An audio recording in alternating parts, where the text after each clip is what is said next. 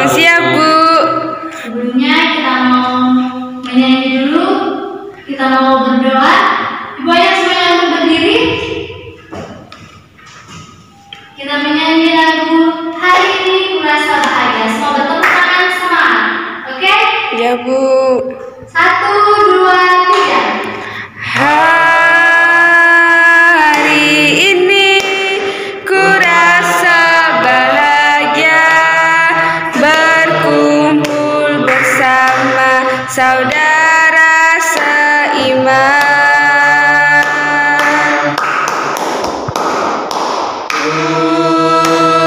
Tuhan Yesus telah satukan kita tanpa memandang di antara kita. Bergandengan tangan dalam kasih, dalam satu hati, berjalan dalam terang kasih Tuhan. Kau sahabatku dan kau saudaraku, tiada yang dapat memisahkan kita. Kau sahabatku dan kau saudaraku, tiada yang dapat memisahkan kita. Tiada yang dapat memisahkan kita. Lipat tangan semuanya, kita mau berdoa. Tutup matanya. Tuhan Yesus, kami bersyukur Tuhan buat hari ini, buat kesempatan yang Tuhan berikan. Kami bersyukur, kami boleh berkumpul Tuhan untuk bersama-sama belajar. Tuhan tolong anak-anak ini Tuhan, supaya mereka mengerti dan memahami apa yang Mama sampaikan setiap materi yang diberikan. Terima kasih Tuhan, dalam nama Yesus, haleluya, amin. Oke, sekarang duduk semuanya. Sebelumnya Ibu ambil absen dulu.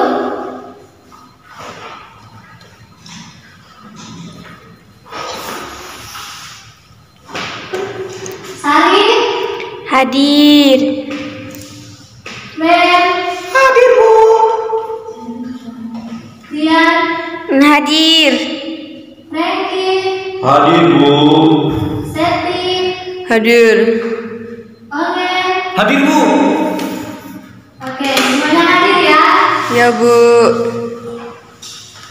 Oke anak-anak, hari ini materi kita yaitu pelayanan bagi lingkungan masyarakat.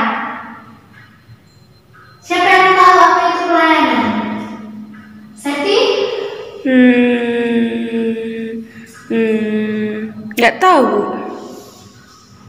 Oke, pelayanan adalah suatu kegiatan yang terjadi dalam interaksi langsung antara manusia dengan manusia yang lainnya, atau juga bisa dikatakan pelayanan yang dilakukan oleh mesin untuk memuaskan pelanggan. Pelanggan di sini berarti manusia ya anak-anak. Jadi pelayanan itu bisa dilakukan oleh manusia kepada manusia yang lainnya atau mesin pada manusia. Nah, kalau digambarkan seperti ini, manusia yang satu dengan manusia yang lain saling menolong. Kemudian mesin, ada tadi dikatakan contoh mesin. Nah, mesin suatu benda, tapi dikatakan dia bisa melayani manusia. Contoh seperti mesin ATM. Mesin ATM sangat diperlukan oleh manusia anak-anak. Karena apa? Mesin ini berguna ketika kita pergi ke ATM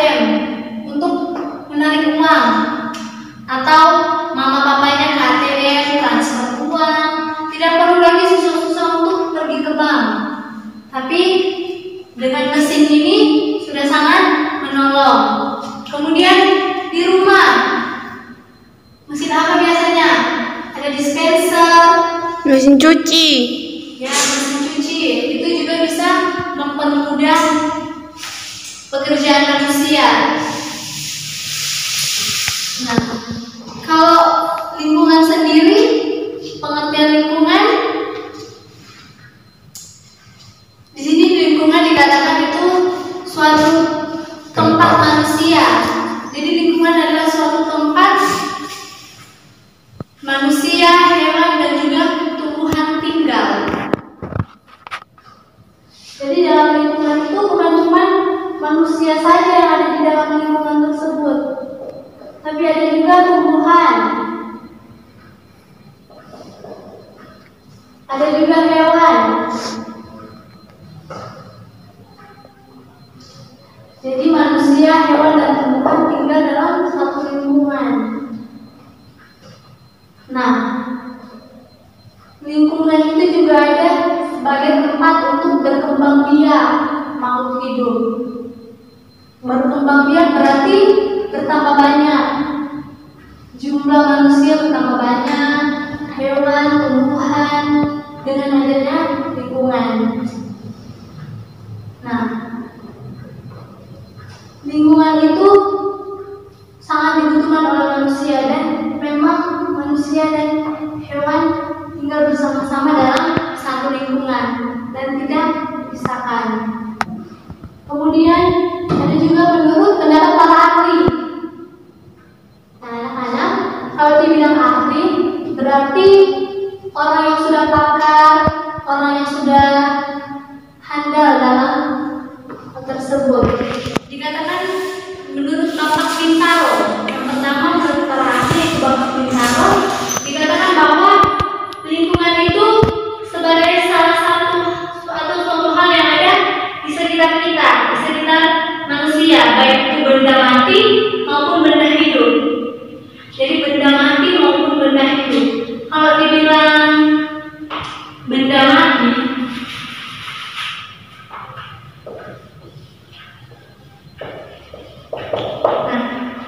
benda mati berarti salah satu contohnya batu, kerikil, apalagi Kertas, Bu. itu suatu benda yang tidak bergerak yang ada di sekitar manusia. Kemudian ada juga benda hidup. Kalau dikatakan benda hidup berarti itu tumbuh-tumbuhan masuk dalamnya. Hewan. Hewan juga masuk. Tumbuhan seperti pohon, pohon jeruk, pohon mangga, apel, dan sebagainya. Juga hewan yang ada di sekitar kita. Hewan yang ada di rumah, contohnya kucing. Ini yang tinggal berdampingan dengan manusia. Anjing. Nah, itu adalah benda hidup yang ada di sekitar kita, yang ada juga di rumah anak semua. Kemudian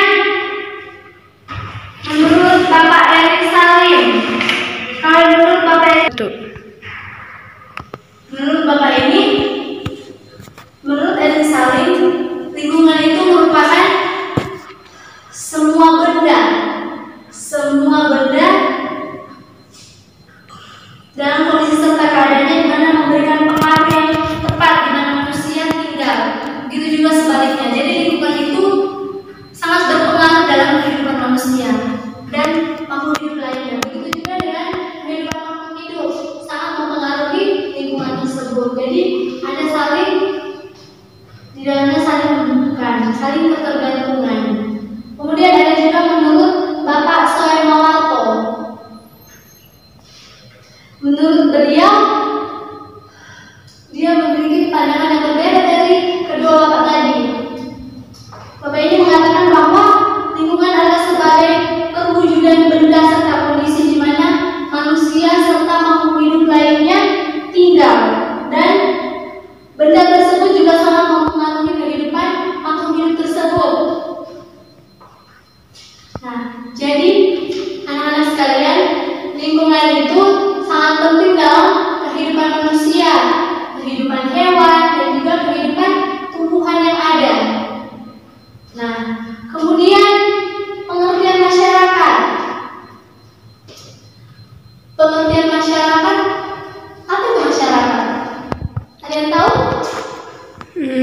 Saya Bu, masyarakat itu orang kan Bu? Ya, masyarakat itu adalah sekelompok orang yang membentuk suatu sistem, baik itu semi tertutup atau semi terbuka. Maksudnya di dalam masyarakat itu terdapat bukan hanya sekedar 1-2 orang saja, tapi ada banyak orang di dalam masyarakat tersebut. Karena adanya banyak orang, makanya dikatakan masyarakat. Jadi di dalam bukan hanya 1 orang, bukan hanya 2 orang, tapi ada banyak orang di dalamnya. Nah, jadi masyarakat itu sebagian besar berinteraksi antara satu dengan yang lainnya. Jadi di dalam masyarakat itu orang saling berinteraksi. Jadi mereka tidak hanya diam-diam saja dalam masyarakat tersebut.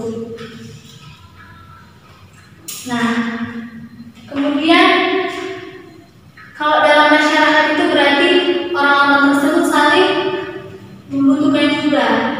Makanya dikatakan bahwa pelayanan bagi lingkungan masyarakat seperti materi kita hari ini kan, pelayanan bagi lingkungan masyarakat berarti di mana kita bisa melayani di lingkungan kita berada, di lingkungan anak-anak semua.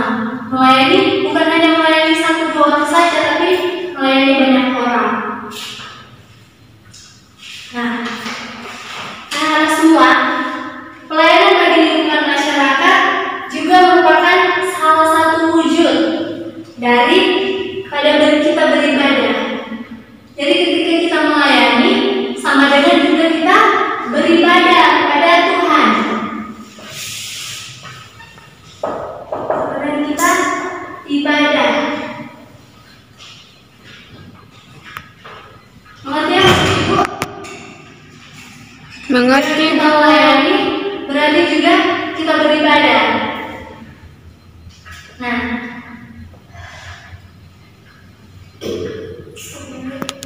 masyarakat itu apa anak-anak? Dari penjelasan Ibu tadi, yang kalian pahami tentang masyarakat itu apa? Masyarakat itu banyak orang dalam satu tempat, nggak cuma 1 orang tapi banyak, itu Bu. Ya, masyarakat itu ialah tempat di mana orang beraneka ragam sukunya, beraneka ragam agamanya, beraneka ragam sifatnya. Jadi bermacam-macam orang yang ada di dalamnya, bukan cuma agama Kristen, bukan cuma bahasanya satu, tapi ada banyak dalamnya. Makanya dikatakan juga masyarakat Indonesia bukan hanya 1 orang, melainkan mencakup seluruh masyarakat atau seluruh manusia yang tinggal di dalamnya. Nah, jadi semua itulah yang kita layani. Kita melayani orang yang berbeda dengan kita. Kita bisa melayani orang tua, kita bisa melayani kakak-kakak, adik-adik, bahkan bisa melayani siapa saja yang kita temui di sekitar kita. Mereka itulah yang harus kita layani. Jadi kita tidak boleh memilih-milih dalam kita melayani anak-anak. Nah, kita buka bersama dulu dalam Matius. Oke, ambil dulu kita semuanya.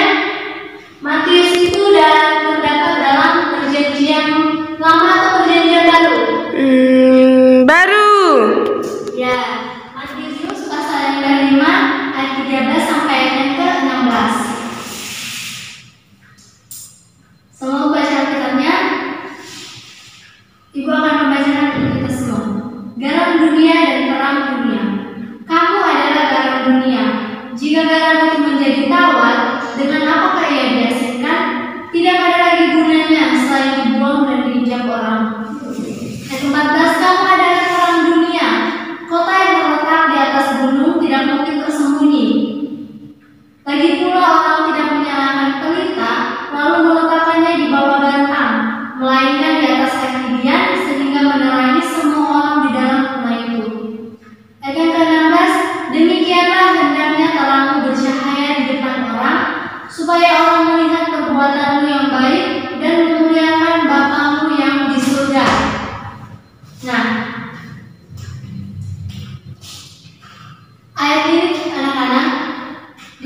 bahwa yang pertama kamu adalah garam dunia. Garam. Kalau berbicara garam, semua pasti punya garam di rumah kan? Nah, garam itu sangat dibutuhkan oleh manusia, terutama untuk memasak. Kalau mamanya di rumah masak, kalau nggak pakai garam pasti masakannya nggak enak. Biarpun udah ada banyak bumbu yang mahal-mahal di dalam, tapi kalau tidak pakai garam, pasti rasanya kurang enak. Nah, ayat ini mengajarkan juga anak-anak semua untuk kita menjadi garam bagi dunia. Jadi garam bagi dunia yaitu kita mempunyai pengaruh yang besar bagi dunia ini. Karena meskipun makanannya mahal atau makanan yang dari mana pun asalnya, tapi kalau tidak ada garam di dalamnya, atau ketika orang memasak makanan tersebut kalau tidak pakai garam, pasti rasanya tidak enak. Benar kan? Benar, Bu. Dan demikian juga sebaliknya kita. Walaupun kita hanya memasak telur, memasak masakan yang sederhana, tapi kalau kita memakai garam, pasti rasanya Enak. nah, itulah yang Tuhan mau dalam kehidupan kita. Kita boleh menjadi garam. Kemudian yang kedua, dari firman ini mengajarkan kita untuk kita menjadi terang. Tuhan berfirman bahwa kita ini anak-anak semua adalah terang dunia. Terang itu juga sangat penting. Ketika mati lampu, pasti yang kita butuhkan adalah terang. Terang itu yang dirindukan oleh semua orang. Itu sebabnya ketika matahari terbenam, orang akan cepat-cepat. Mereka cepat-cepat cari terang. Entah itu mereka menghidupkan senter, atau menghidupkan lampu, atau mereka mencari lilin agar bisa dapat yang namanya terang. Nah, jadi terang itu sangat penting anak-anak. Terang itu sangat dibutuhkan oleh semua manusia tanpa terkecuali. Pasti anak-anak semua juga kalau berada di dalam ruangan yang gelap atau tempat yang gelap, pasti yang dicari apa? Lilin. Pasti yang dicari itu lilin untuk bisa menerangi. Kemudian yang kedua apa yang dicari? Center.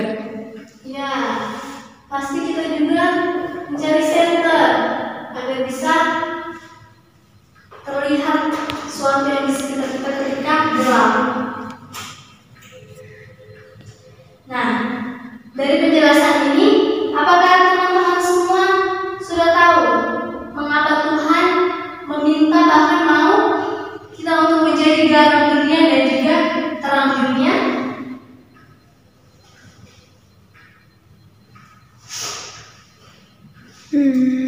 Septi.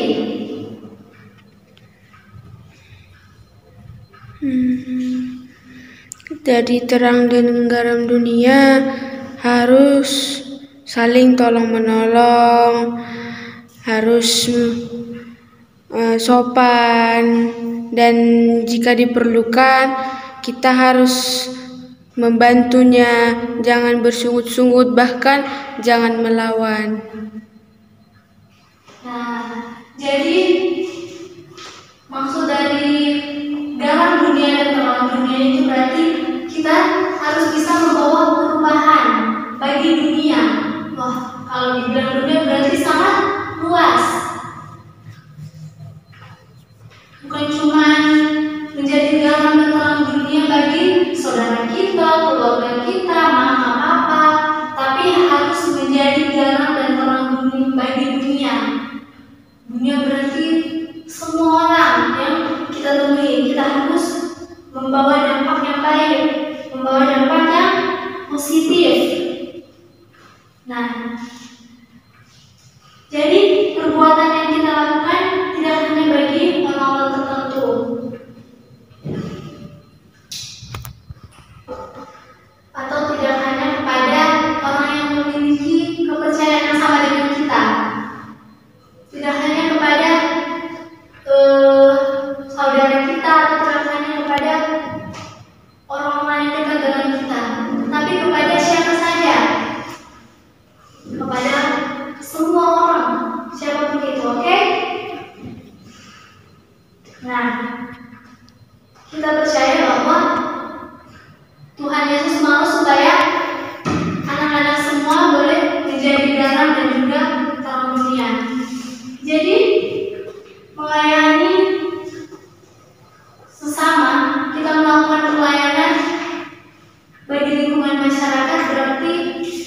bisa disimpulkan bahwa ketika kita melayani apapun itu pelayanan, karena ketika kita melayani orang-orang di sekitar kita, melayani siapapun yang kita temui, itu sama saja kita melayani, melakukan semua itu untuk Tuhan. Ketika kita melayani manusia, sama dengan kita melayani Tuhan. Jadi itu yang Tuhan mau dalam kehidupan kita. Tapi saya kan masih kecil. Nah, meskipun masih kecil, kita bisa melayani anak-anak. Salah satu contoh pelayanan dalam masyarakat, kita berpartisipasi dalam ketika melihat sampah di jalan di sekitar lingkungan kita berada, kita lewatin atau kita apakan sampah itu? Kita buang ke tempat sampah.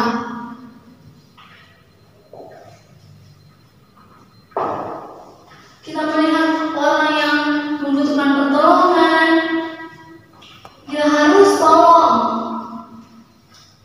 Apa yang bisa kita lakukan, kita lakukan. Jadi tidak terbatas berapa besar pelayanan yang kita lakukan, tapi bagaimana kita memiliki niat untuk menolong orang lain, untuk membantu orang lain. Karena itu yang Tuhan mau dalam kehidupan kita. Kehidupan kita meskipun kita masih kecil, tapi Tuhan mau untuk kita bisa melayani. Jadi materi hari ini sama seperti materi minggu lalu. Kita melakukan pelayanan bagi gereja. Nah, sekarang materi kita adalah melakukan pelayanan bagi masyarakat. Ketika sudah melakukan pelayanan bagi gereja, kita juga bisa melakukan pelayanan bagi masyarakat. Apapun yang kita lakukan, biarlah kita melakukan itu dengan sungguh-sungguh.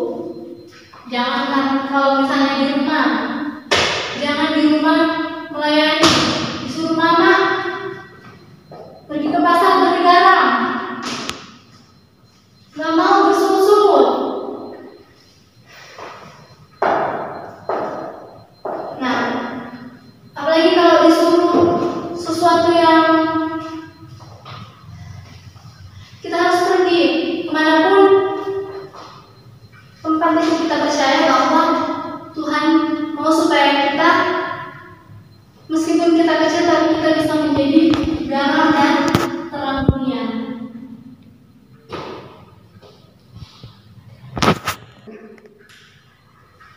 Baiklah anak-anak, sudah mengerti semuanya? Sudah, Bu. Oke, Ibu mau kasih tugas. Ambil buku catatan tugasnya.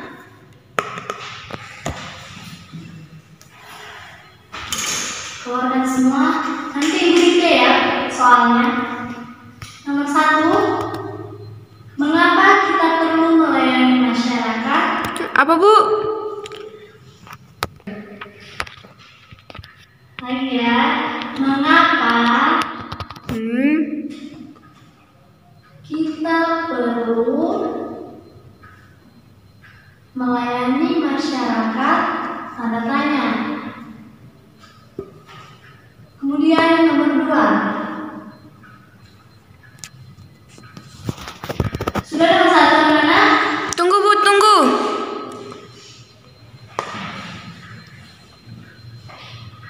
Sudah, Bu.